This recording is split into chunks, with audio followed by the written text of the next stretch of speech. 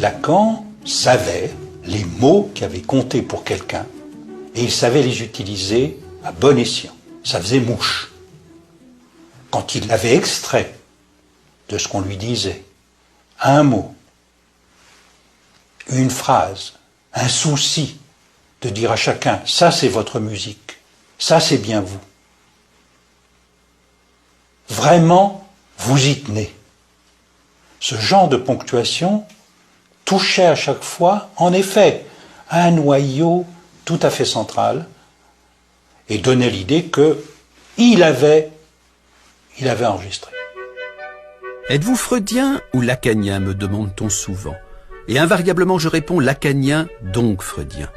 Car même si Lacan n'a jamais rencontré Freud, de tous les psychanalystes, il est celui qui l'a lu livre après livre avec le plus de sérieux. Tenez, un exemple. S'il y a bien une phrase emblématique de Lacan, c'est celle-ci. L'inconscient est structuré comme un langage. Mais qu'est-ce donc là, sinon le pivot même de la découverte freudienne? Comment a-t-il fallu Freud pour que simplement il en vienne à lire les rêves, les lapsus, voire les mots d'esprit, comme on déchiffre un message chiffré. Allez au texte de Freud, réparti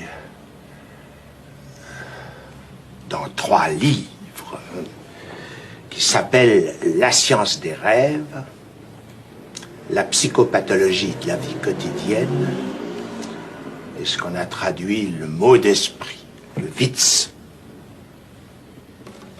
Vous y lirez.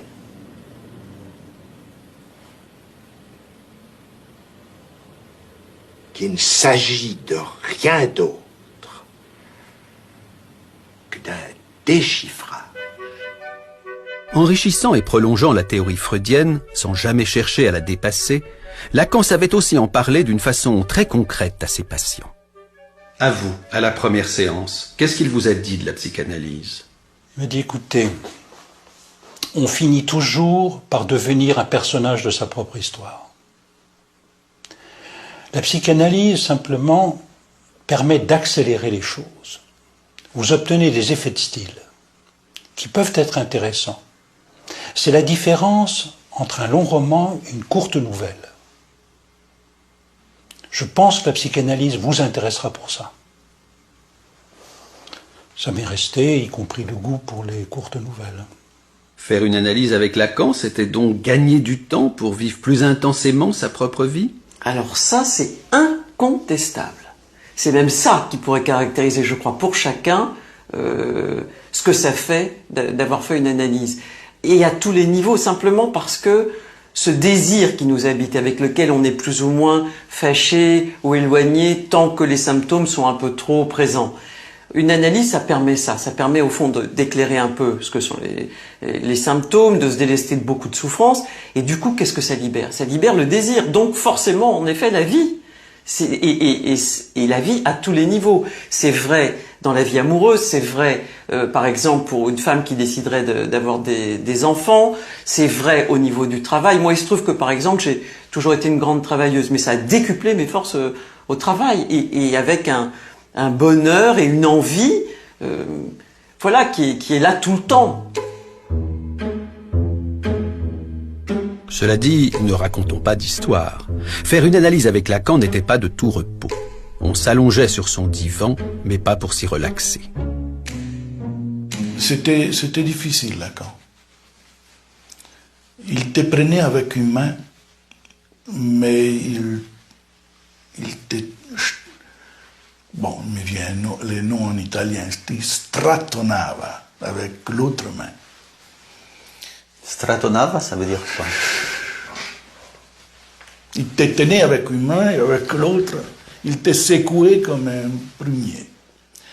Mais il te tenait avec une main. Et ça, je ne pouvais pas le lâcher. Quand je l'ai rencontré, je savais qu'il allait se passer quelque chose avec lui. Je ne veux pas dire de terrible, mais en tout cas, c'était un grand risque. D'ailleurs, Il a fallu que j'aille faire des tours en Italie, je suis revenue, et puis j'ai craqué. Mais je lui ai dit un jour, je lui ai dit là, je vous aime mais je vous déteste. Voilà. Il m'a dit, il faut bien commencer par quelque chose. Aujourd'hui, vous êtes marié, vous avez 2 enfants, mais à l'époque de votre analyse, vous étiez prêtre. Qu'est-ce qui s'est donc passé avec Lacan? Il a provoqué une espèce de scission entre un idéal auquel j'étais né et j'avais tenu depuis que j'étais petit. Il faut penser que je suis entré au couvent que j'avais 10 ans et ordonné prêtre à 25. Il a fait une coupure entre cet idéal et ce qui m'était comme passion, comme ma passion. La psychanalyse vous a détaché de l'Église, elle vous a également détaché de Dieu? C'est bizarre, c'est resté la même chose. J'ai douté avant, je doute maintenant. Alors Lacan, il était du côté de la dureté ou de la douceur? Je retiendrai que la dureté était du côté de l'acte, mais que la douceur faisait que l'on continuait son analyse.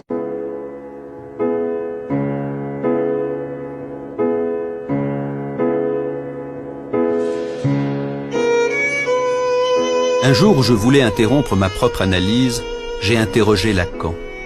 Pourquoi est-ce donc si dur de tirer au clair son inconscient? Ce que j'ai retenu de sa réponse, je le résumerai ainsi. La vérité est toujours incommode à supporter, et il se peut que la psychanalyse finisse par nous apprendre sur nous-mêmes ce que nous préférerions ignorer. Plus nous nous approchons de la vérité dans notre histoire, plus nous avons envie de lui tourner le dos. C'est pour cela, m'expliqua-t-il, qu'il avait toujours découragé ceux qui venaient à lui simplement pour mieux se connaître. Cela ne suffit pas. Il faut que quelque chose cloche, et handicape, et intrigue pour tenir la rampe au fil des séances. Il faut aspirer à ce que change dans son existence quelque chose de crucial. C'est pour cela aussi que Lacan ne jouait pas au bon apôtre.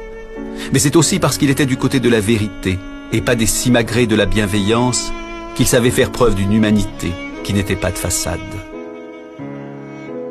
Je viens d'Allemagne, je suis né en 1938, donc j'ai vécu les années de la guerre avec toutes les horreurs, les angoisses, l'après-guerre, la faim, les mensonges. J'ai toujours voulu partir d'Allemagne à cause de ça.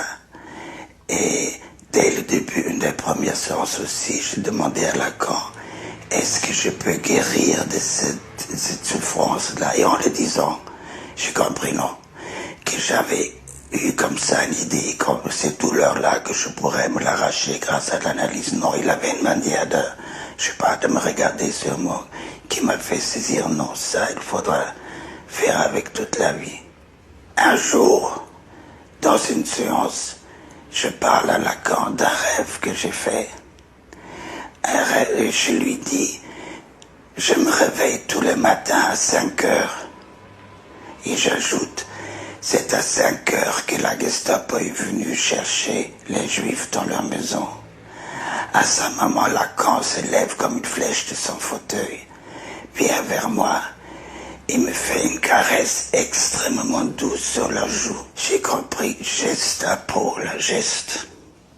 Il avait transformé la Gestapo en un geste. Un geste tendre, il faut le dire. Un geste extrêmement tendre.